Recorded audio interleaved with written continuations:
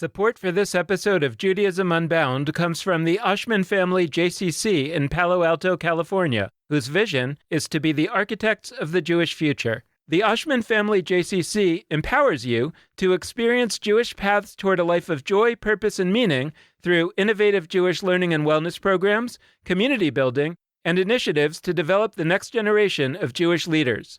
Learn more at www.paloaltojcc.org.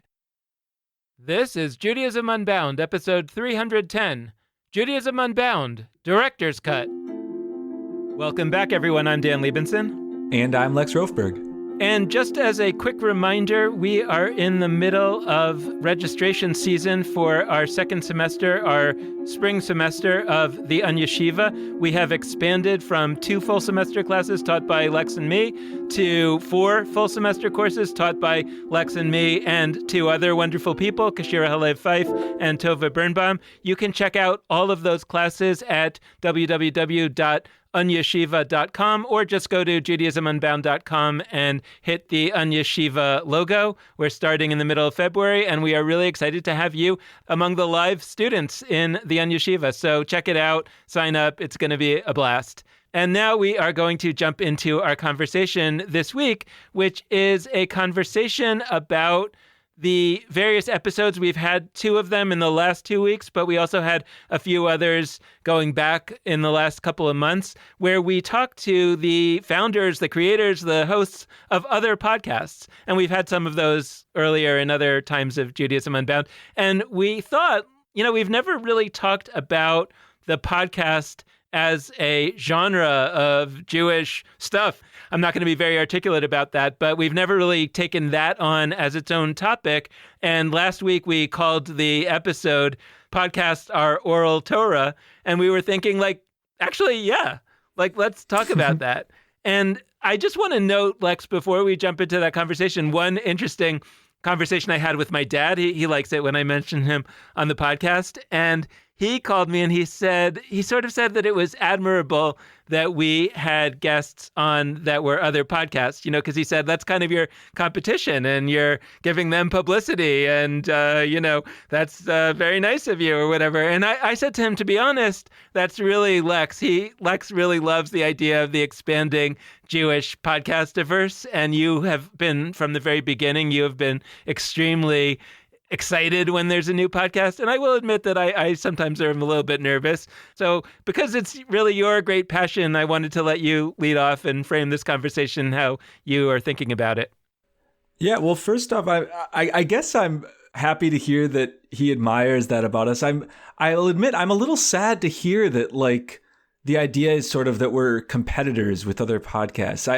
I'm not trying to be overly naive or idealistic, but I actually just don't feel that way. I'm aware that on some level, there are people out there who devote X amount of their life to podcast listening, and they either listen to us or other podcasts, which, okay, so on some level, we are competing for whatever number of hours in their lives they're going to devote to podcasts. But especially with Jewish podcasts, but even with all podcasts, I really do feel that anybody listening to any podcast serves other podcasts, because podcasts are in the grand scheme of the world. They're a new technology.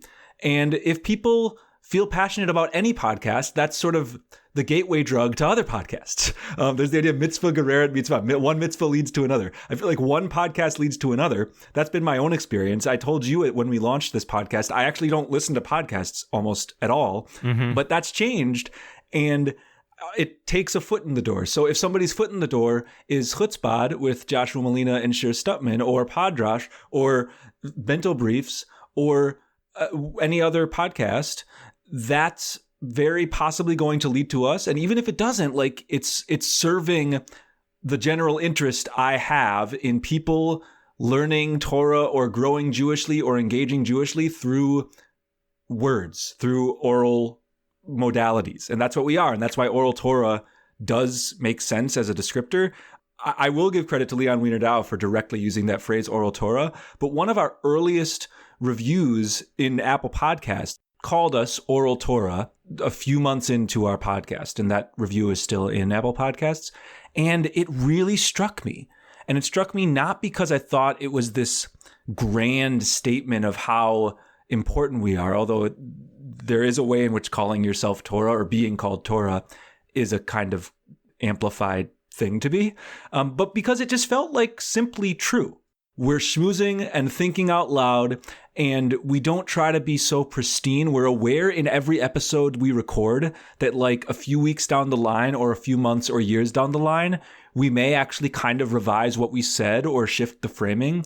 And I think that's what the Oral Torah was. And I say was, not is, because it shifted. When we talked with Leon Wiener-Dow about this, right? Like at first, the Oral Torah, the idea was that it's not written down, it's not static. There's an awareness that each time the story gets told or each time the Torah gets transmitted, you probably shift it in a little ways. It's like there's 87 versions of the different Jewish jokes we hear at synagogue, and they're all slightly different, but none of them is necessarily correct because the whole point is that they can shift slightly. We have that in the sense that we're always aware that there's a next week and there's a further revision, a further extension of whatever we're talking about. So that all came from this idea that we were sort of in competition with other podcasts, and my feeling that we're not. I don't want to be so cliche about it. I'm aware that like people might or might not leave us for other podcasts or leave other podcasts for us, whatever. But I really do. I've gained a love for the Jewish podcast ecosystem, and I call it an ecosystem because I think each member of that ecosystem is fulfilling like a niche in the ecological sense that species fill a niche. I do think that at least Jewish podcasts ideally can be in a kind of ecosystem where we're serving one another and more importantly, serving the ecosystem itself, like allowing the ecosystem to further thrive and seed, S-E-E-D, new ideas. Yeah, that's basically how I see it. I mean, on the competition question, I also feel like, and we've said this about all kinds of other things in Judaism, like I never want Judaism to have its people because of some sense of compulsion, because of some sense, whether that's a pull or a push or some sense that you ought to be doing this. I always want Judaism to have people because they love it. Most Jews, like this, you could say this about any kind of field of endeavor, and it's especially a new field of endeavor. Most people who potentially could be engaging in that field are not yet there. We're talking about the people who are the kind of early adopters. And the truth is that when we started Judaism Unbound 6 years ago, I already thought that we were a little bit late to the game, like because there were already Jewish podcasts. Like we weren't the first. There were a bunch. And I felt like I wanted to do it because there were reasons that we thought we had something to say and we thought we had something to offer. But there were a bunch of Jewish podcasts out there. Yet we were still actually, as it turns out, among the earlier. And now there are more and more. It seems like there's new Jewish podcasts all the time. And that's really cool, in part because it's just going to end up bringing more and more people into the realm of Jewish podcasts, kind of even knowing. I mean, I bet most Jews out there don't even really think about Jewish podcasts being a thing. And they're certainly unaware, and maybe this is the bulk of our conversation, they're certainly unaware that in the world of Jewish podcasts, you can be having a significant Jewish experience. You can be significantly learning, growing, changing, thinking as a Jew. And that's really, I think, the ecosystem. So we're not only inviting just random podcasts to come on our podcast. Like, I think we're having the people on who are doing podcasts that we see as in some way creating this ecosystem within the ecosystem. And maybe that's something that we want to tease out a little more as to what that actually is. Yeah, it's interesting sometimes the different ideas folks have about like what we are as a podcast. And I think it relates to what you were just saying about the lack of awareness of Jewish podcasts. And I think for some folks, what we are is that we have carved out a particular niche, to use that word again for ourselves, where we're commenting on the American Jewish community and engaged with the American Jewish community in a particular set of ways, where we're the podcast that is most adjacent to Jewish creative institutions. It's clear that we're like sort of doing Jewish work or considering the future of Judaism in a shared way with a bunch of other projects out there, Jewish institutions, Jewish non-institutions, that makes us sort of the podcast of that community. And I'm very honored that that's the case. But once again, I'd emphasize, like, I don't really think that we are that. But the fact that enough people perceive us as, you're like the Jewish podcast. We've even had some guests behind the scenes say to us, like, you've got a big responsibility, Dan and Lex. Like, you're kind of the one thing that's doing this, which I that's not how we perceive ourselves. We don't see ourselves as like serving all Jewish communities or anything. Well, somebody recently complained that we had done something that was bad journalism, and I was like, I'm not a journalist. Right, that's the other thing. Are we journalists? I don't know. Like we participate in this wonderful group of organizations with the New Voices Fellowship, which New Voices magazine is a wonderful magazine, and we partner with them on this fellowship. We're one of the different partner organizations, and they frame it as the new media, like it's a media fellowship. And like, are we media? I guess we're a podcast. That's a medium. We're part of media. But yeah, we just sort of stumbled into this in a way that a lot of people stumble into podcasts. I think that's why they've caught on in such a way, is the fact that they're accessible for creators. Like, you can just decide to create a podcast in a way that you can't decide to just sort of snap your fingers and create a newspaper or a TV show. But I guess what I'll talk about is a little bit of just what are we? Because we've asked just sort of straightforwardly of these other podcasts, not us, like, how do you structure your show? What are your goals? And we haven't really asked ourselves that. I mean, we have, but we haven't asked ourselves that on the air. And there's a few different axes that arose in these conversations that I'm curious to sort of place ourselves on. And one of them that I think is really fascinating is sort of the timely versus the timeless. So when we spoke to Chutzpah, what Shira and Josh said is it's very important that we don't have episodes, we being them. It's very important that we don't have episodes in the can, because we want our episodes to really be responding to the moment. So they are going to be recorded really close to when they're actually released, and they're going to be responding to different things that happen in the news, etc. Then right after that, we spoke with Leon Wiener-Dow, who said, and I quote, "I don't want to be too relevant." It's important to him to not be too relevant, which is such an incredible, cool thing to say. And like, hats off to Leon Wiener-Dow. I don't think many people say that in today's world. What he's communicating with that is he wants to be, in a sense, timeless. He doesn't want to be responding to something that is only anchored on a particular news story, one moment in time. He wants to be relevant across time. And I think that's kind of the traditional approach of a lot of Torah texts, right? Like, the idea is that it's sort of a timeless wisdom, whether that's the literal Torah, like the 5 books, or it's later iterations of oral Torah. With each of those iterations, the idea is you're kind of speaking to future generations and maybe past generations. You're speaking across time. We are much more in the latter category, and we try to be speaking not just to one moment. But I will say, we're in the middle of that spectrum somewhere, because we do shift a lot of who we are based on what's happening around us, in whether that's Jewish publications or in the broader world.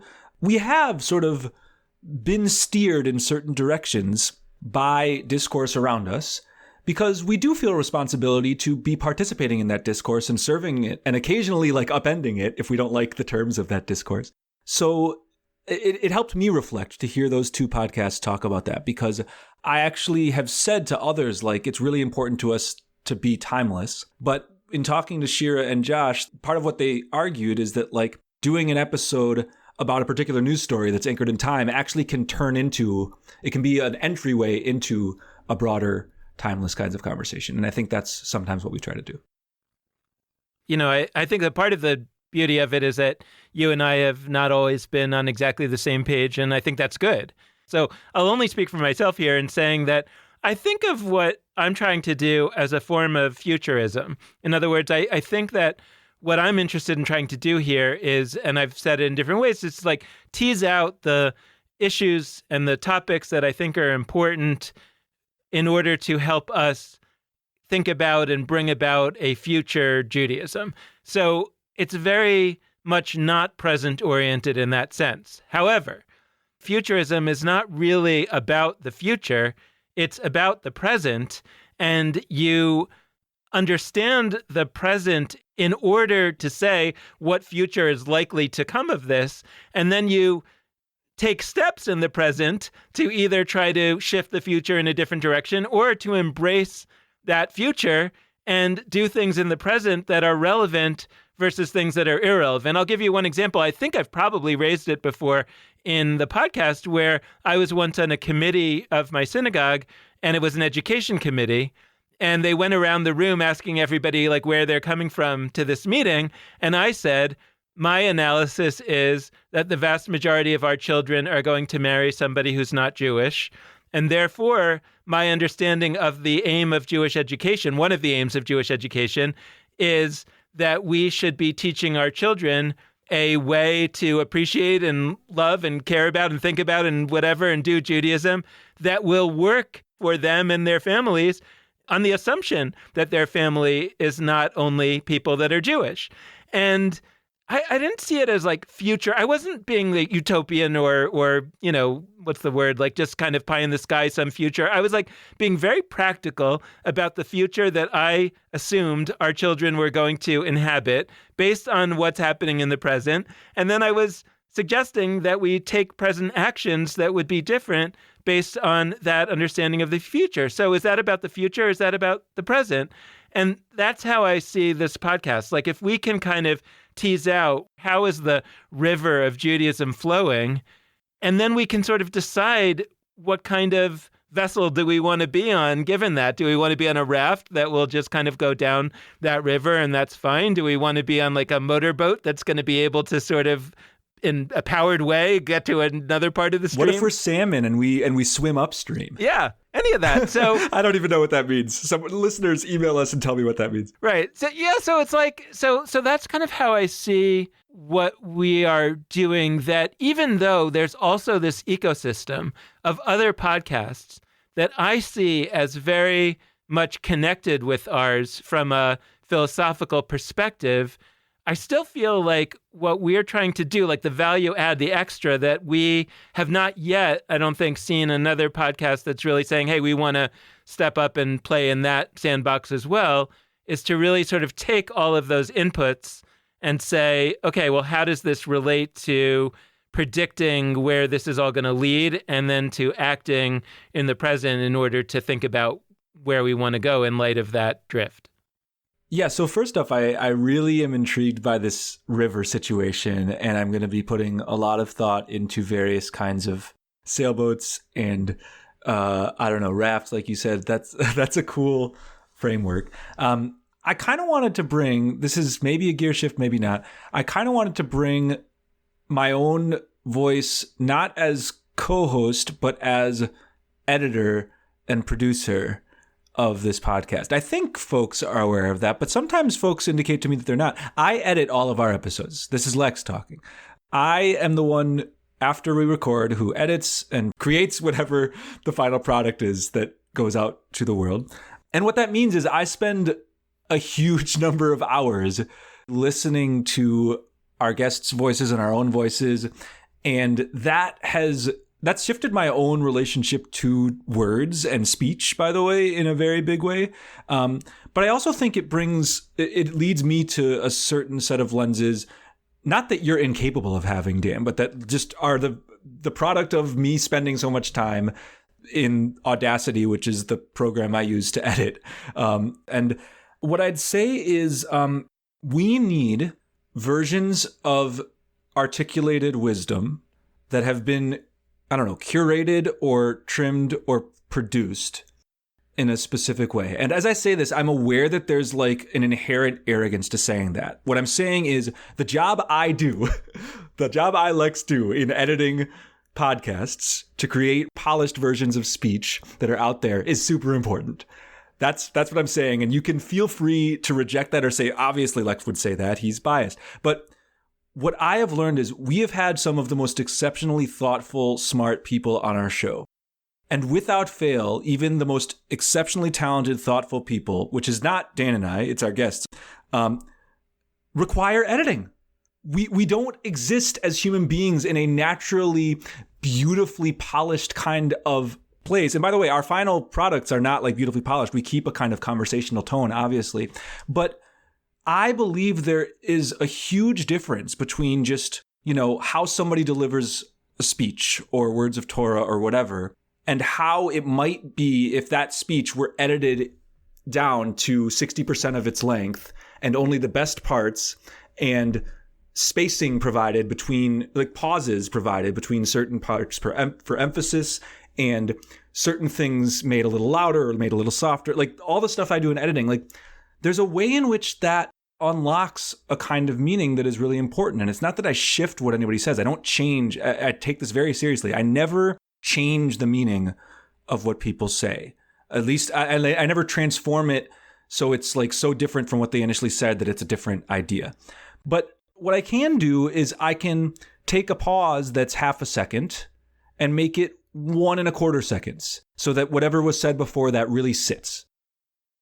There's something that I've realized, which is that like every speech given in every Jewish context is given in real time and it's not edited.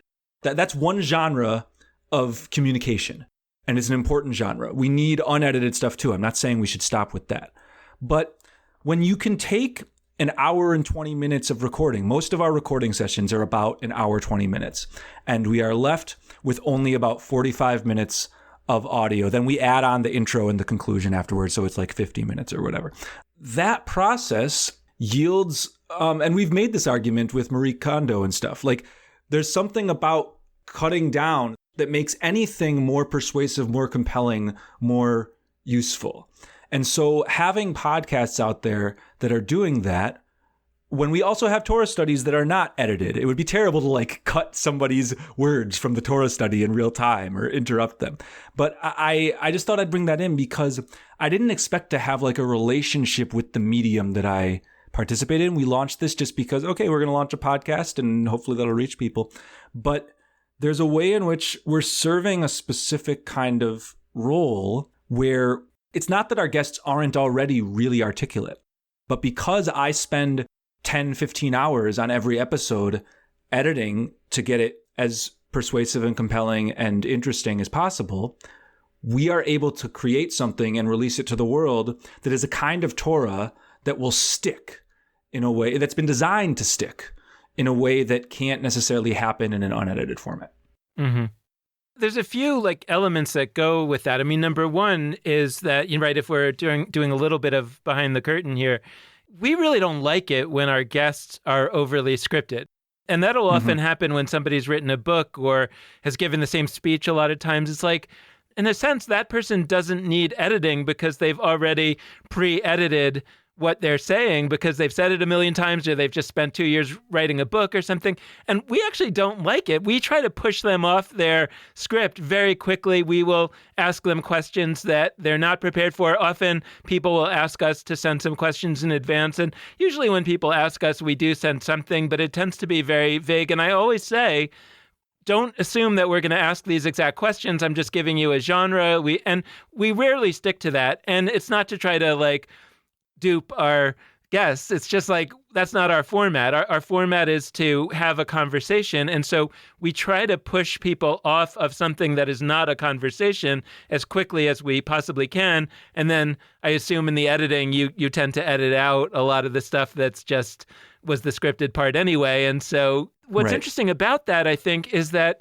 I agree with you that there's a certain genre of unedited that is good for the world. And those, I think, probably it's not right to call those unedited. It's that people edit themselves. Like if somebody gives a speech, they do the editing before the speech, assumedly. I mean, some people talk off the cuff and whatnot, but that's already a polished piece of thought because the person has done it themselves. You can't then take that and edit it down further. You can, but that's already starting maybe to cut out some of the real meat. There's another genre, which is, I think, what we're trying to do, which is to take something, like when you said that we shouldn't edit a Torah study and take out part of it, I was sort of thinking like, no, we should. And that's what we do. That there's a version of what we're doing on this podcast that you could think of as kind of a Torah study session. The text is maybe the guests themselves, or maybe it's something that the guest has written or has done, but there's something that the guest is bringing that we're talking about, and we're actually studying it deeply, and half of what we say is stupid and should be removed. I mean, it's not stupid, but it's like not the best. And so what we're doing is taking a real grappling with something and then keeping all the best parts. The downside of that is that it may not be as obvious to the listener how much we've really grappled because we've taken a lot of the grappling out. I wouldn't want somebody to listen to that, as by the way, I know they do, because sometimes people tell us how smart we are or whatever, and I'm like, you should have heard the original recording. And it potentially gives people a feeling that there are other people other than them who are better at having these kind of Jewish conversations because that episode sounded so great and they couldn't have done that. Well, we didn't do it either. And the last thing I'll say, and this is something that B'nai Lappi and I have been scratching at and figuring out a little bit on our show, The Oral Talmud, is that there are these times in Jewish history that you could call times of editing, when the Torah was put into its final form, when the Bible was put into its final form, when the Talmud was put into its final form. But there were hundreds of years, periods before those moments of editing where something was going on that we basically have no record of. And that was where the real creative work was happening. And because it's been preserved in this edited form, when we are in a period of that grappling, and it's going to be 100 years or 300 years or 500 years of grappling, we think that that's kind of somehow not a Jewish thing to do because Jewish things are texts. And I think it's a tragic misunderstanding of Jewish history. And that's why sometimes I will push against the centrality of texts. I think that we are living in a time in Jewish history where I wish that everybody was not concerned about what the future of Judaism was going to look like in the sense that we could possibly discover it next week. I want them to be concerned about it and then to say, and my role in that situation is to be grasping and experimenting and grappling and talking. And I'm going to do that for my entire lifetime and I'm never going to find it. But if I start that journey, my kids are going to go on that same journey. And maybe eventually, like the great-grandchildren will find something that's really can be edited. That's kind of where I see all this. I want to talk about that redaction process in Jewish history too. So what you mentioned was there's different times in Jewish history where we have a final product and we think of that as the important thing, the Torah or the Talmud. But before those things come together, or even as those things come together, there's this intense redaction process. And I'm saying redaction because find the closest essay on biblical scholarship and there's going to be something about the redactor. Find the nearest essay on Talmud scholarship. There will be something about the Stam that weaves different parts of the Talmud together and makes them flow coherently, that appears to come at the latest stage of the Talmud and sort of puts the punctuation mark on what we now understand to be the Talmud. There's all sorts of people for all sorts of different texts, I'm putting in quotes, texts that actually were these messy, think about text in the phone sense, right? Like you text your friends. That's not a polished document. That's like a flurry of words that you might typo and that you might space into 3 different texts, or you might group all together that might not have punctuation in the proper places. It might not be well thought out. That's texts, right? Text messages. You're using text in the other sense of capital T text. You don't have to capitalize it, but finished products. And I'm going to use a tech metaphor. It's like the difference between a Word document, which you can put changes into, whatever, and once you export it as a PDF. Once you've exported something as a PDF, you can't edit it anymore. There are ways that you can use various things and sort of revert it back into a Word document, but that's a messy process and it doesn't always work properly. And really, you've created a version that is frozen in a certain sense. Once you have a PDF, it can't be changed too much. I like to think of what we're trying to do as more of a Word document. There's something that needs to be understood about that transmission process, about that redaction process in Jewish history, because you're right. We have emphasized the set of finished products that have a certain set of verses. We talked to Richard Elliott Friedman way back when. The Noah's Ark story or the creation story. That's not one story. That's a process of multiple different narratives, which, by the way, even if you think that there's 2 main narratives, each of those narratives traces to whatever set of conversations and communities. And it's more complicated than just however many J's and E's and P's and D's, the names of the biblical sources, however many of those are involved. But there's something magical when you realize that all of these texts actually started as text, like lowercase, like the SMS text messages, and then were polished and made pretty for all the reasons you just identified, right? Like, it's scary if you think, oh my gosh, like our predecessors in the past were so amazing and they just sort of spouted out wisdom and it was these beautiful books, the book of Jonah or the book of Job or the book of Esther or the book of Genesis, like those somebody just like wrote those, right? If that's how I think a lot of people presume the texts are, if they haven't gone and learned a bunch of biblical scholarship. But if you realize, oh, these weren't just written at all. These were the products of a ton of editing, a ton of redaction, a ton of intense work by a bunch of different people, often over centuries. That's a process that we can actually participate in. Like, I can't spew out the most glorious, polished piece of thinking.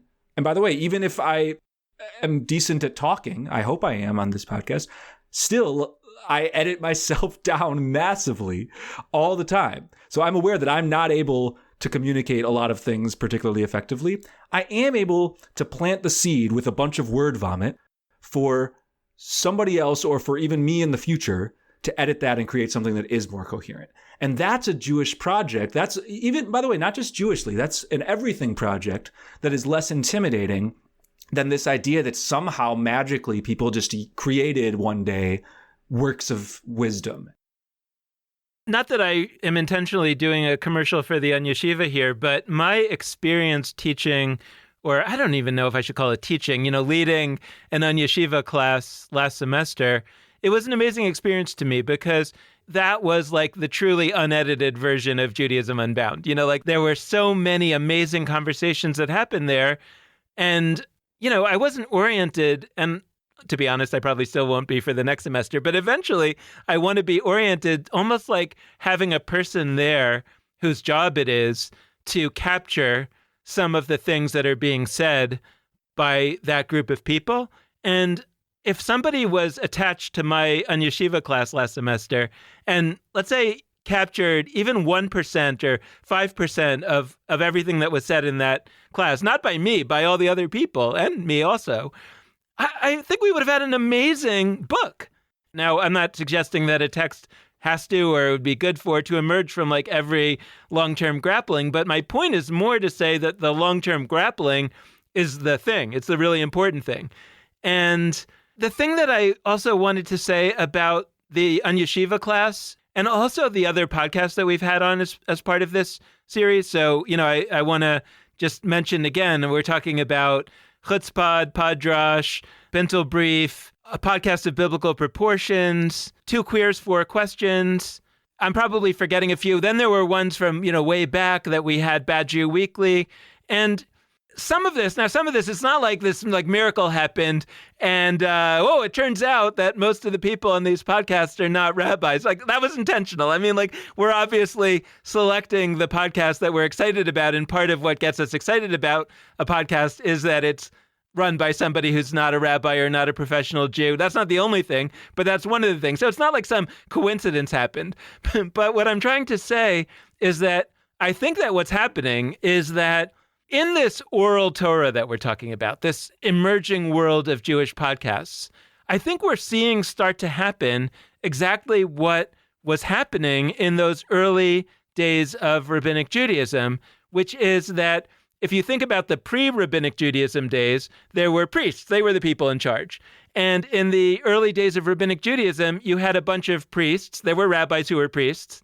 And you had a bunch of rabbis who were not priests, and rabbi was nothing back then. Rabbi was a new office, and they got together and were struggling and figuring out, okay, what do we do now? The temple's either corrupt or gone or whatever it is. And there's this new playing field where priests and non-priests are both involved in this and they're peers and they're grappling with this stuff together.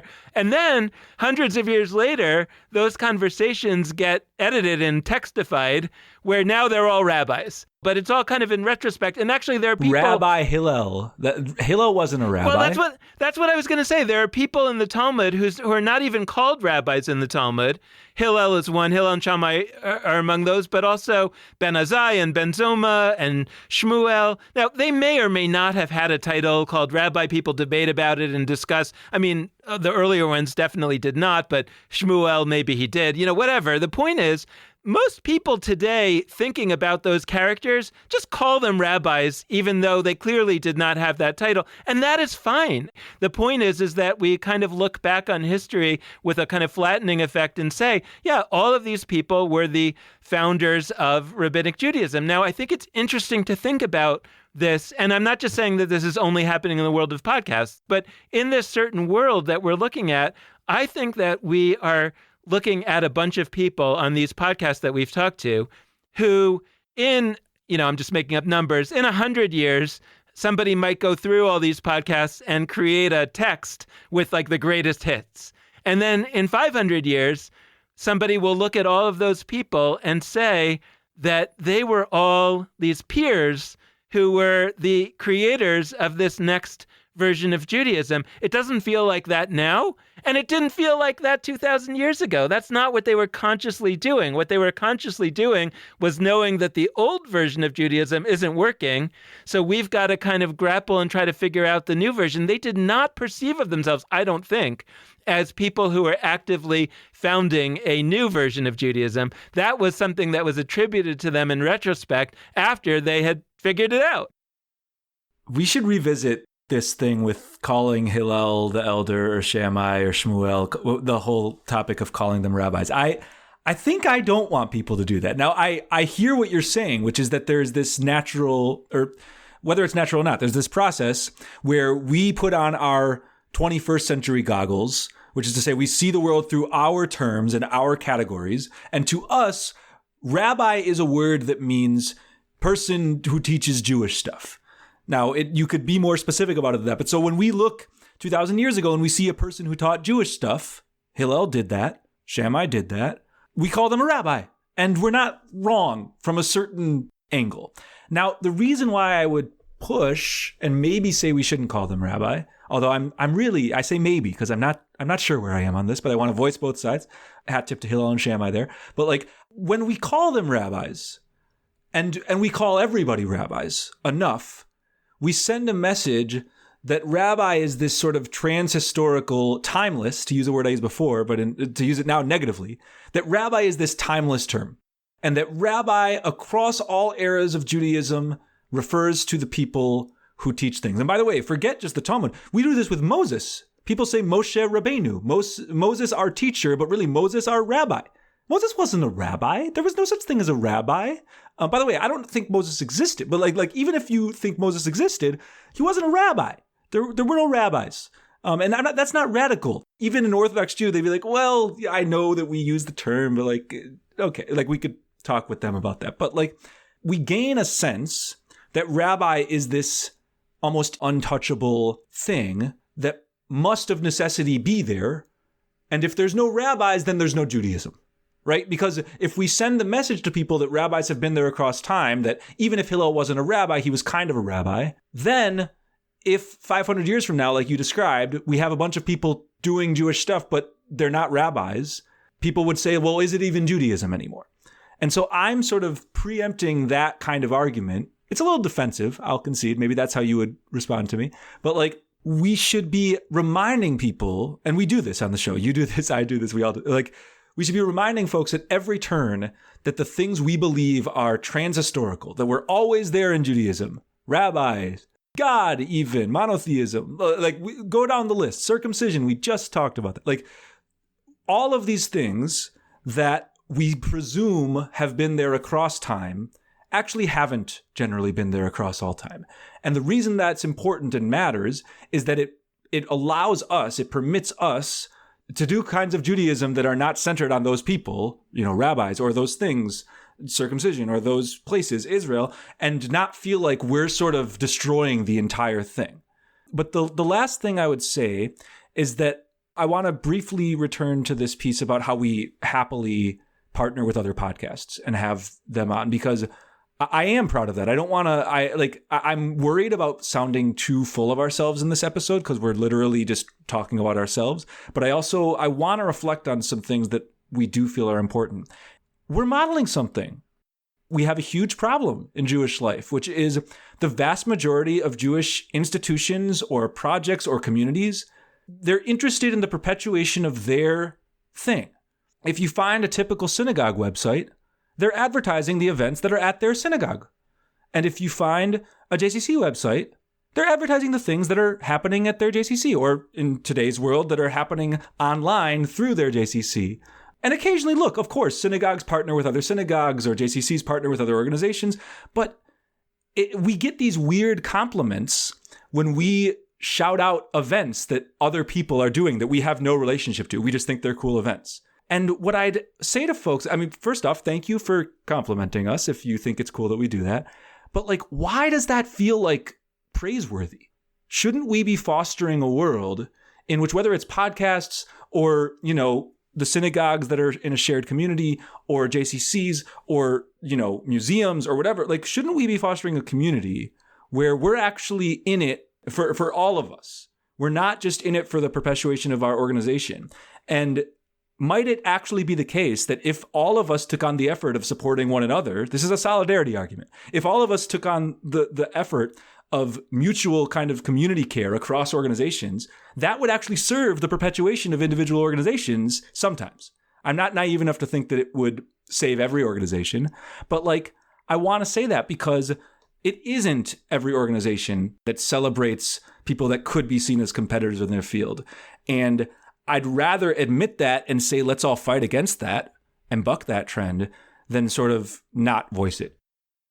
I think that maybe part of the reason why sometimes I hear that concern about competition or whatever, and it lands on me a little more is because, when you're thinking about the fundraising and the other elements of an organization, you do kind of see all the time getting asked what's our specific value added, and, that there's some sense in which not that I wish other people wouldn't be successful, but it's easier for me to make the case that we're worth funding if we're the only ones that are successful and everybody else is unsuccessful. It's well, then, of course, you should fund us because we're the successful ones. So if more people become successful, then our level of distinction, and my point in saying that is just to open up a window a little bit into the kind of mind of a CEO or executive director. It's it's perverse. You don't want to feel that way, but I definitely understand that you're a little worried. I want to be the one who stands out among the crowd. Yet I totally agree with everything that you said. The way that I just kind of articulated that, not only is it sort of not worthy of great praise, it's also wrong. It's not actually correct. It's much more likely, and I've experienced this with various funders, when it was more accurate to say that we were the most successful Jewish podcast of a certain genre in a certain way, it was impossible to get funding. Funders were I don't really see what a podcast is important. Why is that an important thing in the Jewish world? And so I'm yeah, but we're the best. I don't care. We're it's not a thing.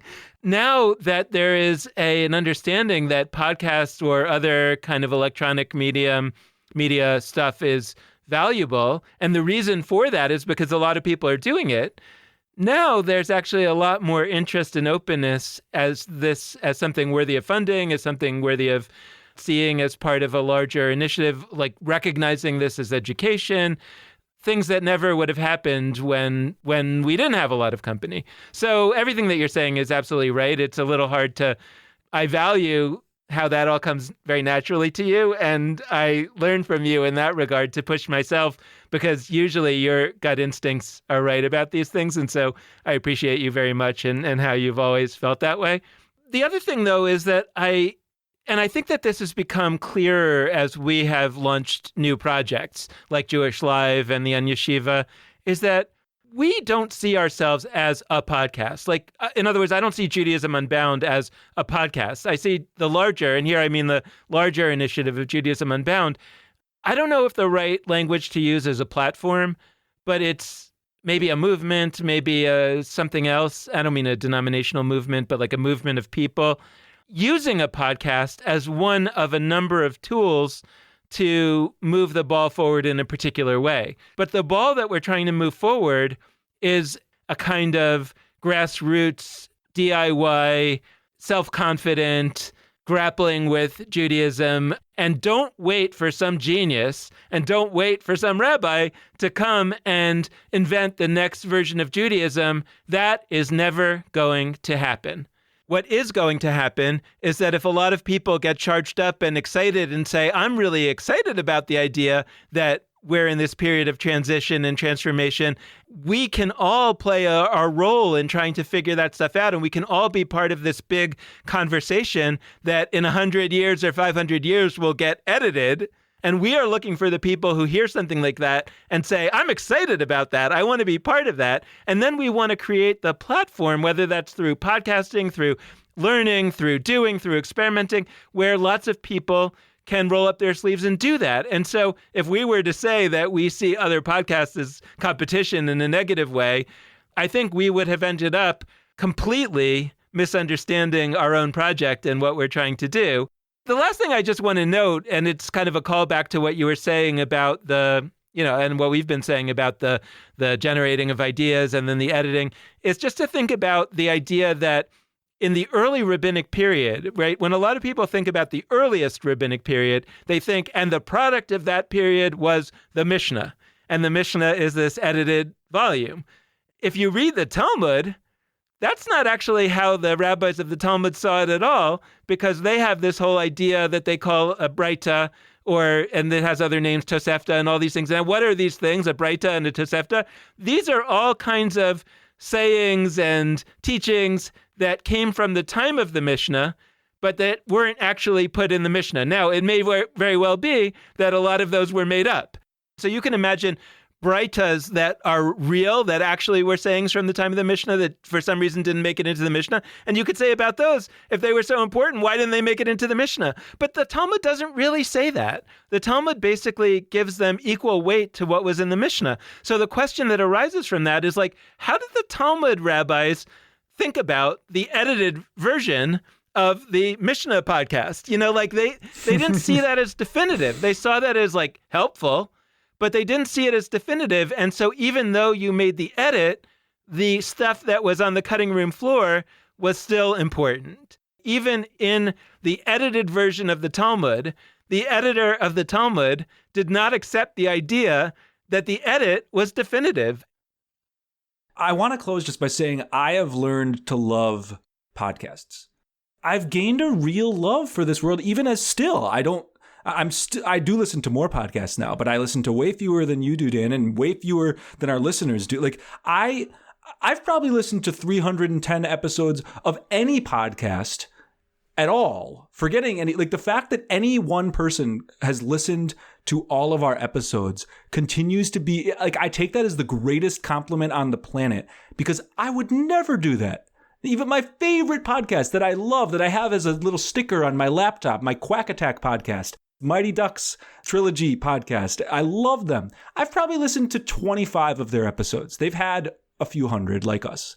And the reasons I've gained a love for podcasts are many, but one of them is that there's a set of intangible or hard to articulate things where we actually are talking to you. When I meet listeners of ours at a conference or at an event on Zoom or whatever, and they say to me, I feel like I know you, Lex. You do. You don't in every definition of know, but you actually do. And something about podcasts being as intimate as living in your actual ears through earbuds or dwelling in your car with you if you listen in the car, like that's really intense. And it's also, it's a kind of intimate that's different from like a radio show that's sort of, the people who host radio shows tend, not always, but tend to be just sort of commenting. They're holding the role of like a blank slate, commenting on news.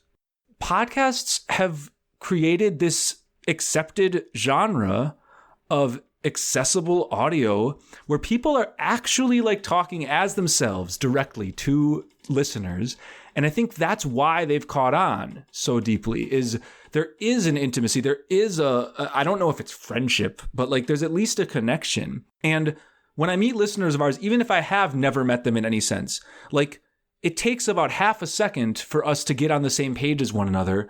We're able to understand each other and operate on shared terms and talk about Judaism and things that we care about very deeply, justice, we're able to interact in a way that people who do know each other very well in the traditional definitions of knowing each other are able to interact. So I just want to say that because it feels like a good check-in. And I hope it's clear that I'm not saying that to keep you listening or be corny. I actually truly feel that. And that's why we close every episode by encouraging people to email us and all that. But I have learned that podcasts are serving a really special purpose. And especially when the content of a podcast is connected to identity, to spirituality, to religion, to culture, whatever your favorite term is for what Judaism is, we take seriously that we're really with you. As you were talking, I was just thinking about the podcast that I listen to and how I feel about the host of those podcasts and how I feel close to them in the ways that you were talking about. And it's actually given me a new sense of how at least some of our listeners might be thinking about us. So that's a feeling I'm going to be taking into the next week with me. Well, good. I guess that's the closing note today. And I know I said this before, but it's strange on this podcast where we're used to talking to guests, or when we talk to each other, we're talking about things external to us. It's weird to talk about our own podcast. But I hope that today does not land as some self-aggrandizing ridiculousness, but rather as a check-in, a behind the scenes, a director's cut for how we approach what we do. And hopefully it will have an impact on how you understand us moving forward, or retroactively it'll have an impact on how you've understood our past episodes. So hopefully this has been a worthwhile check-in, but in any case, whether it was or wasn't, we want you to be in touch with us for all the reasons we just talked about. So there's all of these different ways for you to do that. There are our Facebook and Twitter and Instagram pages. All of those are at Judaism Unbound. There's our website, JudaismUnbound.com. And like Dan said, there's our Unyeshiva, which is a really deep way for you to be in touch with us by taking a full semester course. We've got 4 of those this semester. You can learn more at unyeshiva.com, UNYESHIVA.com. And the last thing is that you can always email us at dan@JudaismUnbound.com or lex@JudaismUnbound.com. That's the last thing on the contacting us piece. The real last thing is that we deeply appreciate any financial support that you are willing to send our way, which you can do via JudaismUnbound.com/donate on either a monthly recurring basis or just as a one-time gift. We're just really grateful always to be in touch with you, be supported by you, learn from you. And so with that, this has been Judaism Unbound.